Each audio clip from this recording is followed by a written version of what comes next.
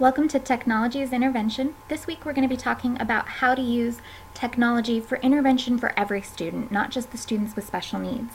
So one way to do this is to utilize Universal Design for Learning and some online teaching strategies that reach all students. Kind of looking at that trend chart, making sure we're making that individualized instruction happen without making our jobs ridiculously hard. I've also tried to accommodate this class to all of your Universal Design for Learning with what's appropriate presentation for you, what works for you. So I asked for some of your feedback, and I received that feedback back. In the general, I think everyone said that they would prefer to have the PowerPoint without the voiceover. So I'm going to provide that first. And then most people said that they would prefer also to have the videos that explain exactly what they need to look for, or what they need to go to that isn't mentioned in the PowerPoint, such as different websites, exactly where they should go so that they don't have to waste their time. So I'm going to provide that for you in the videos from here on in. So all you're going to need to do for this class is to look through the PowerPoint, kind of read it over, and watch the 3 videos. The 3 videos aren't more than 45 minutes all together. I tried to break them up into chunks so that if you only had 10 or 15 minutes here, you could watch them a little at a time. You may minimize those videos and put them up in the corner so that you can watch as you explore the sites I'm talking about and bookmark them and save them to your website or whatever would be helpful to you, maybe to your live binder that you discovered last week. The videos are going to be in MP4s. I know a few of you have Windows Media, so I'm also going to provide either a link to a Google Doc where you can download the video or play the video from the Google Doc, or also I'll put a few of them in Panopto, and then you'll be able to view them there if you want to make them bigger, if you want to make the screen bigger. All of these are available for you to download so that you can make them as large as you want on the screen or as small as you would like. So let's get on to Universal Design for Learning. I'm not going to read this to you, but I am going to point out a few key things. First, Universal Design for Learning really looks at breaking down some barriers that are in the classroom that we may not already notice. This is a quick video that's going to kind of describe to you some of the principles of UDL. In many classrooms, the focus is on an illusory average student. Many curricula are designed for that student. Cognitive neuroscience has shown us that there really isn't an average student, and that's why it's an illusory student. Universal Design for Learning, though, is particularly focused on making sure that we get those students who have been marginalized, for whom that designing for the average student has never worked well. And that certainly means students who have been struggling, students for whom English is not their first language, students with disabilities. They've been typically marginalized by this illusory average curriculum. Secondly, though, students at the other margins, the students who are called gifted and talented, are also students who've been underserved by this mainstream curriculum. They haven't been challenged. They're bored. They're underserved as well. UDL is a framework based in cognitive neurosciences for designing learning experiences that work across a wide spectrum of learners. Its main purpose is to make sure that everybody is a successful learner and reaches what we call being an expert learner. That is, they know a lot, they know how to do a lot, and they love learning and want to do it more. The key to Universal Design for Learning is that we're designing learning experiences which from the beginning are designed to be universal and to make sure everybody learns. And that design is primarily based on the power to be very flexible in allowing choices, in allowing different paths, in allowing for things to be presented in different ways so that we reach those other two things, universal and everybody learns.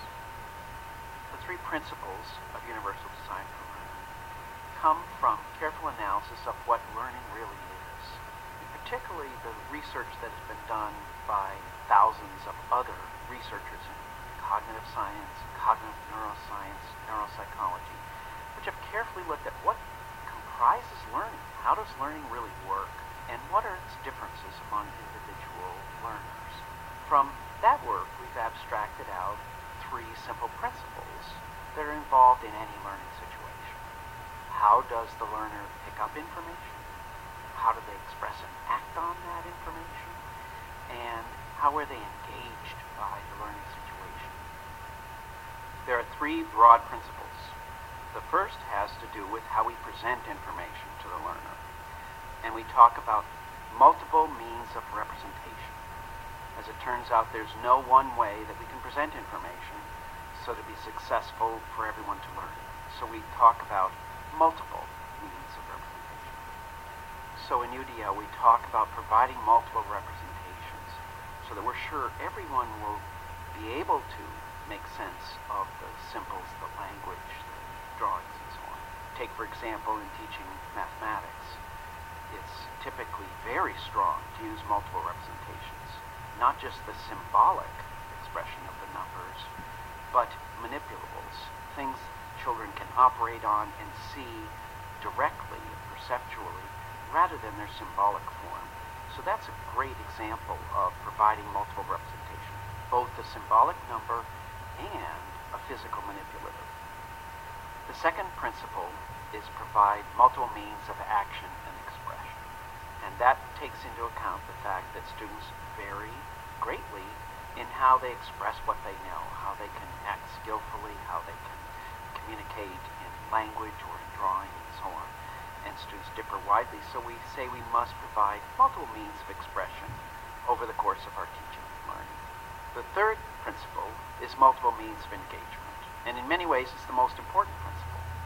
If we don't engage students in learning, don't make it important to them, make them motivated for it, then none of the other forms of representation and expression will be that important. Within Universal Design for Learning, when we look at a curriculum, we think of four main components, and each of them need to be universally designed. The first component is, what are its goals? How do we translate standards into things that are important to do in the classroom?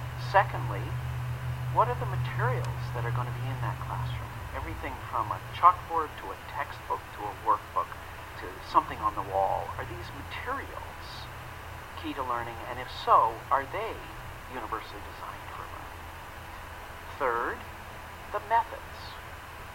How does the teacher go about teaching when she or he is working at helping students learn? Does she set up collaborative groups? Does she lecture? Does she provide experiences out in the world? And lastly, and very important to Universal Design for Learning, is the means of assessment. How are we sure that learning really occurs? When we began our work, we, like most people, were focused on learners who were doing poorly, who looked like they had disabilities. Over time, we began to change our focus because we could see when we were in classrooms that the classrooms were in fact disabling, that they were not designed properly to ensure that every child would succeed. And we began more and more to see that the curriculum itself was disabled, and that the work of the Universal Design for Learning guidelines is to reduce the disabilities in the curriculum itself so that more students succeed, more students have optimum challenges, and come out as expert learners in the end. I love this chart because these are the three areas exactly in the brain that UDL focuses in on. Of course, the back portion of our brain, which is the recognition portion of the brain, it helps us to really categorize things, identify things. It's rote memory, any words, all of those recognition tasks. We call it the what portion of the brain. What are you learning? The frontal lobe is actually the strategic portion of the brain. It's how you're learning. It's really how we perform tasks, how we plan in our brain, how we organize our ideas before we express them to others. It's often the portion that's used when you're trying to solve math problems or when you're writing an essay on a new topic or subject. It's kind of the organizational piece of the brain. It's also what we call the frontal lobe, often in teenagers, is the portion, that decision-making portion of the brain that isn't fully developed as a teenager. So sometimes we say that that is why they make some of the decisions they make. But again, that's the how portion. The final one is the affective network, and that's the why. It really is the portion of the brain, that middle portion that lights up. Some students with the genesis of the corpus callosum, which is the middle hemisphere of their brain, is missing, have trouble with being motivated and excited, or will have negative behaviors and bursts of energy or aggression. That's because that portion of the brain really is where we get excited or interested about something. That's the portion that really helps us with knowledge retention because, again, like we talked about, the 3 way kids are able to memorize things are when they're fear, motivation, and when they're engaged. So that's that why. I'm not going to take you through the site, but the UDL Toolkit is a great site to go on to learn more about Universal Design for Learning, but also to grab some great resources for each area. CAST is another site that is really good to go on. So again, if you need some more resources, CAST, I would go to CAST as well. I'm going to go through some of the top 20 sites. These are the sites that I don't want you to use when you do your when you do your website guide. You can use any of the other sites that I have in my 60-page, or any of the sites that you like, or any apps that you prefer. They don't have to be websites. So really, if someone asks you what Universal Design for Learning is, the best response is it's multiple means of representation, multiple means of action and expression, and multiple means of engagement. What does that look like?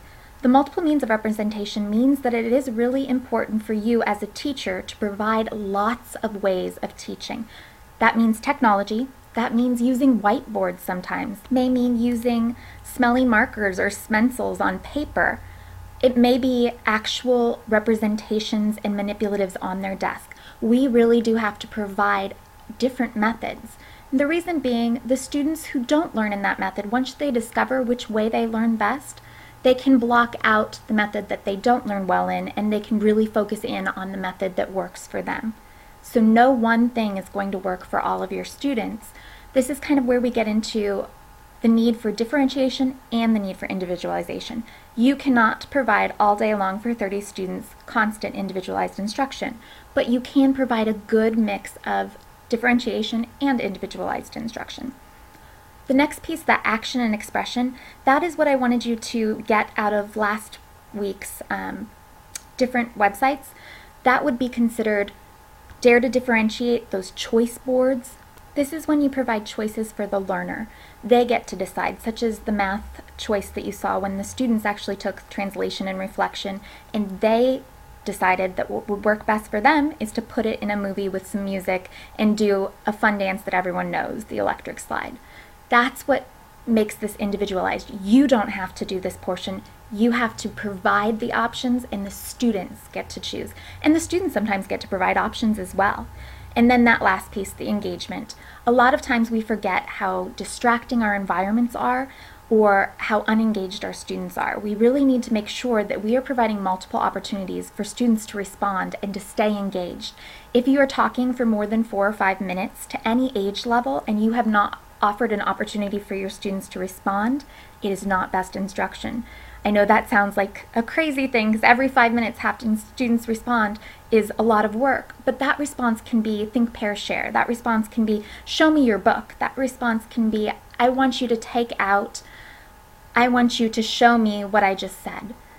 All of the learners can show you on their whiteboard. They can take out what you said. It's just making sure that they're still with you. They're still engaged.